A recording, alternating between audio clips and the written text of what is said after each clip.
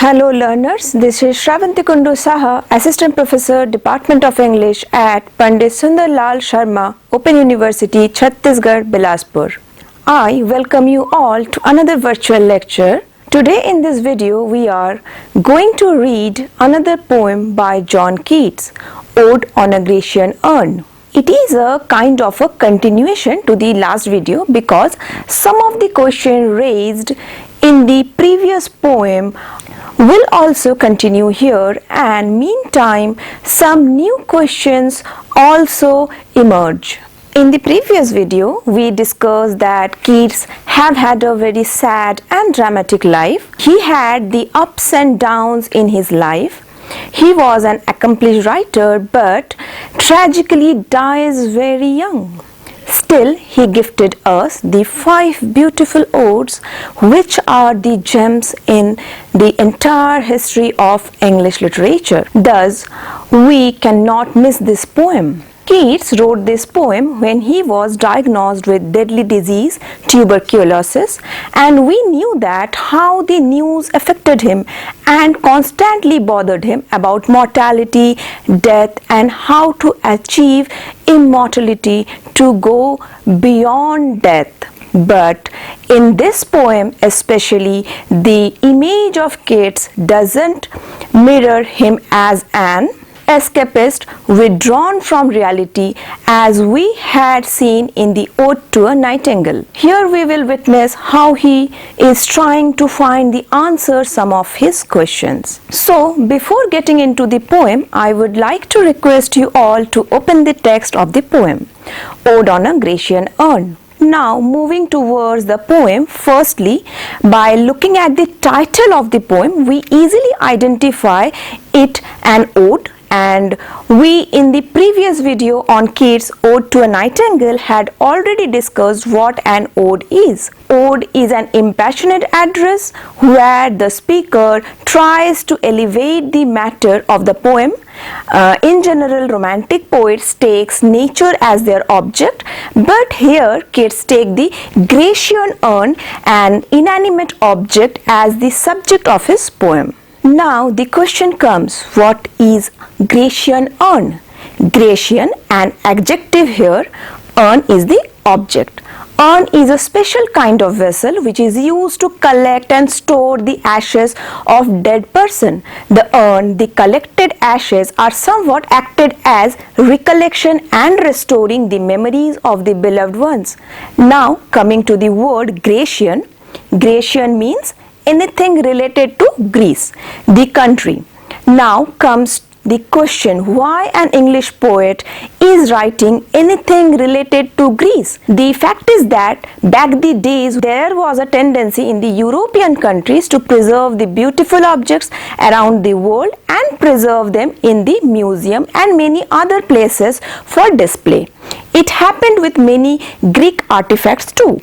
And many of these artifacts are placed in the British Museum. Moreover, urn have a utilitarian side as one can store ashes on it, and at the same time it also suffices the decorative purpose because of the beautiful paintings on it.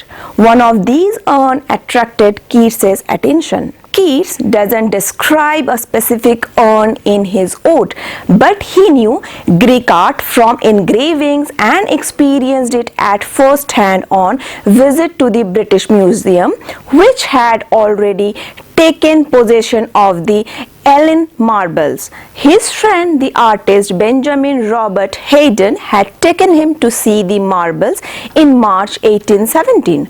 So this was not an urn but it is a piece of Greece, and we know that Keats was fascinated with anything Greece, which gives way to his influence of Hellenism. When a poet and any writer gets inspired by any other work of art and ceremoniously meaning in their own is termed as ekphrasis. To provide a dictionary meaning, it can be said that ekphrasis is a literary description of or commentary on a visual work of art. So remember that it is an example of ekphrasis. So now look at the poem to understand Keats' vision of the urn. Keats' urn is an imagined composite. It reflects upon his philosophical and emotional concerns and contains his ambivalence about art and life within its reach, ambiguous tropes and vocabularies. Indeed, the poem's ambivalence haunt its readers still. So now look at the poem to understand Keats' vision of the urn. Unlike the ode to a nightingale, this ode starts with a direct address to the object urn. Keats called it an unravished bride of quietness. He compared the urn with a bride whose marriage is not yet happened. The element of chastity and purity is here echoed. Why the element of chastity is here implied to the urn? It is because the urn is made of marble, which is white in color. Now, in European consciousness, the color white is equated with innocence and chastity. Keats is looking at the urn which is about to be married to silence. Further, he calls it a foster child of silence and slow time, as if when silence and slow time engaged in marital relationship, they gave birth to the urn. Now, looking on to the word silence and slow time, we can witness that none of these are living beings, but the poet here attributes human qualities upon them. Thus, Keats here personifies both silence and slow time. Why silence? Because an art of work has no voice, so it is both a bride and a child of silence. Here, the prominent presence of time marks the destructive impact of time on living things. The line here suggests that as the urn is not a living thing, it is not affected by the brutal force of time, which makes youth grow pale and spectre thin and dies. The urn is made 100 and 1000 years back. It is still there. Therefore, it is the child of silence and slow time, but not a biological child, rather a foster child. Now, what is foster? Fosters mean when someone doesn't give birth to the child, rather protects it. Now here Keats hits that urn is produced by human hands, but time and silence have taken care of it. In the next line, the speaker calls it a Sylvian historian. Now, who is historian? A historian is a person who keeps the record of happenings of the past. Keats calls the urn a historian because it tells the story of Greek civilization through the paintings engraved on it. Why he calls it a Sylvian historian? Because the urn is narrating the story of nature, the rural society and common people's lives. Then again, Keats narrates the permanence of art as he mentions a flowery tale more sweetly than our rhyme. The painting and the shades of painting are more expressive than any rhyme can serve. Then he goes on to describe a series of questions that are here framed concerning the contents of the painting on the urn. What leaf-fringed legend haunts about thy shape? Of deities or mortals, or of both? In temp or the dales of Arcady, what men or gods are these? What maidens loath? What mad pursuit? What struggle to escape? What pipes and timbers? What wild ecstasy? In these lines, the poet wonders what stories are there on the urn, whether they are of humans or of gods. So, there are some human figures on the urn, and what more there are? Some natural scenarios of Greece. Then there are pictures of shy maidens. Further, there is a scene where someone is chasing someone and someone is trying to escape. He can also identify some musical instruments painted on the urn. He is here identifying an energetic element on the urn. In the first stanza, Keats provides a pictorial view of Greece. In the next stanza, Keats becomes more philosophical. He says, heard melodies are sweet, but those unheard are sweeter. Here, the poet refers to the painting of the musician who is playing a musical instrument, playing some pipe and timbers. But still, as he is witnessing a picture, he is unable to hear what they are playing.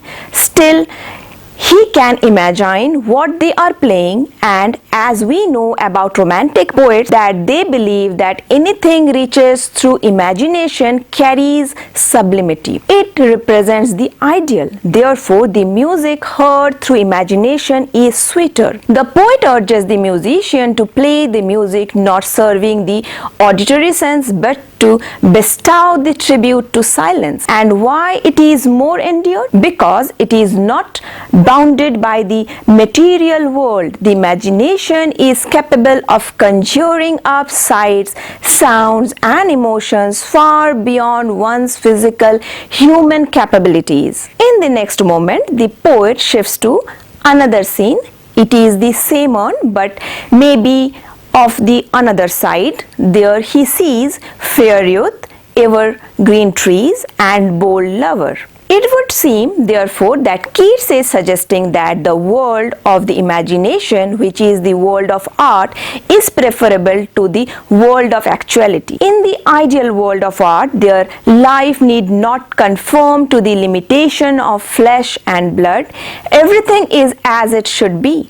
There the leaves never fall from the trees, no one ever dies, youth never fade, and lovers are forever young and forever in love. Keats comes to that realization through the scenes before him. Although the lover poised to kiss his beloved will never actually complete the act, nevertheless it is not a loss, since his beloved cannot fade though thou hast not thy bliss. Forever wilt thou love and she be fair. This praise for the perfection and permanence of art continues through stanza 3. Here, Keats addresses the trees and attributes the human quality of being happy upon them. He calls their boughs happy because of the permanence of their spring. They will never lose their leaves and they will never bid adieu to the spring. So here he looks at the trees painted on the urn and happy melodies unwearied, meaning the musician is not tired after playing scores of songs. These songs will forever be played. Here we need to note that the word happy, Keats uses its 6 times, and in the first line of the consecutive use of the word makes the reader more conscious about it. The emphasis on the happiness is here given as if Keats is able to witness the happiness reflected on the figure drawn in the urn. The speaker here witnessing the urn as a place where things never lose its charm, nor does it decay with time. The notion of love still enjoyed is the happiest. The moment before getting something captures the emotion in a more intense manner. Further, the lines forever panting and forever young, all breathing human passion far above, means the urn is far above the real human passion and breath because it is not equal to the happiness depicted on the urn, as the urn has a permanent value. Here Keats describes the human life. On the one hand, he describes the urn as the prince's paradise of happiness, and on the other he describes the human life as a burning forehead and a perching tongue. The articulation of human life is the source of suffering is because of his physical illness. All of these are most probably the symptoms which he was experiencing at that time.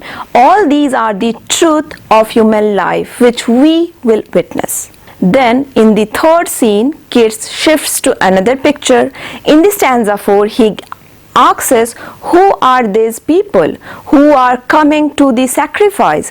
The reference to sacrifice is here probably a pagan ritual. During the springtime, the pagan, meaning ethnic religious people other than Christians who believe in multiple deities, usually took domestic animals to the god worship and sacrificing it as a part of their rituals. The animals are adorned with garlands and led towards the altar.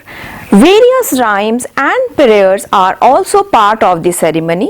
The scene also tells the story of such a procession. Then Keats mentions, "To what green altar, O mysterious priest, leadest thou that heifer lowing at the skies?" A cow called as heifer in the poem is taken to the altar, and who leads it? A mysterious priest. What makes the priest mysterious is because it is not possible to know his identity nor his religious belief. In this scene, the hint of the irony is prominent. As to satisfy the nature god, a creature of nature is sacrificed. There is a shift in the tone from the celebratory mode of the previous two stanzas to a somber, almost sad picture of the deserted town and its eternal silence. In this stanza, the celebration of life on the urn has its counterpart in the unspoken death of the village.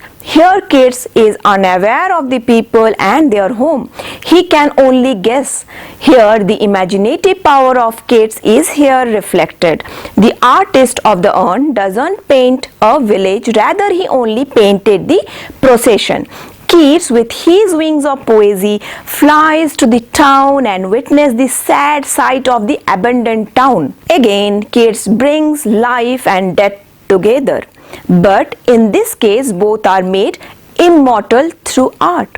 Keats' point is that if there is much that is describable, immortality of his lovers and their eternal celebration of love and life, there is also much that is undesirable to this idealized world. Not only will the lover never actually kiss his beloved, as they will always remain right on the verge of touching each other's lips, but also everything that surrounds this event likewise will be frozen in time, including abandoned village. In the last stanza, the direct address to the urn is there. He addresses the urn, "O Attic shape, fair attitude." Attic shape is related to ancient Athens.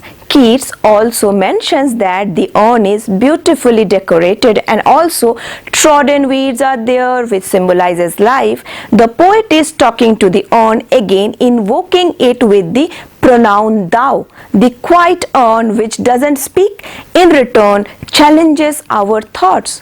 Further, Keats referred to the urn as cold pastoral. Pastoral simply meaning an ideal scene of rural life full of warmth of the sun, but Keats juxtaposes two opposite ideas here, calling it a cold pastoral. Pastoral because the urn contains the picture of rural life in it.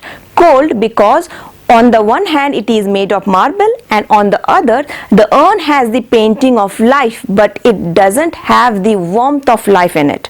Though it has permanence but missing the warmth of human passion. The essence of life is here missing.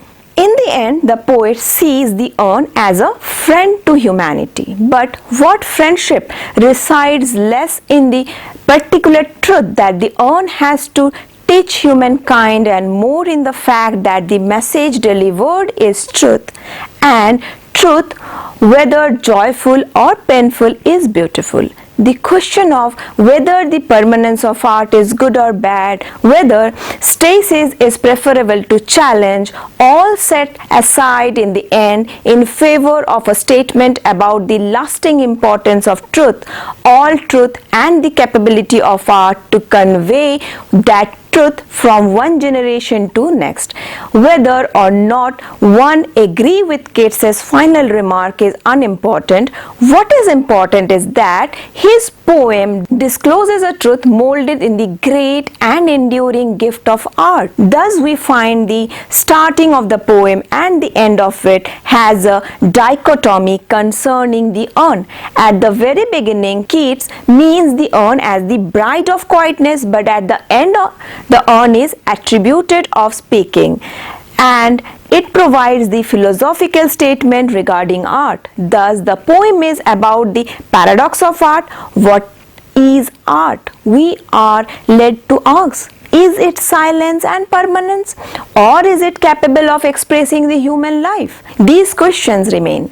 Keats concludes that any work of art can become a speaker and expressive because human beings can die, but art has greater effect and longevity. Further, the beauty-truth equation is not mathematically exact. It is an equation of completion. Beauty doesn't equal truth, but the one cannot exist on earth without the other. Where there is beauty, there is also truth. Where there is warmth, there is also cold. Where there is joy, there is also pain and sorrow. Now, coming to the themes addressed in this poem, we can identify the following, as all of you can witness in these slides: permanence of art, meaning of beauty and truth, immortality and time. Coming to the structure of the poem, it is written in iambic pentameter.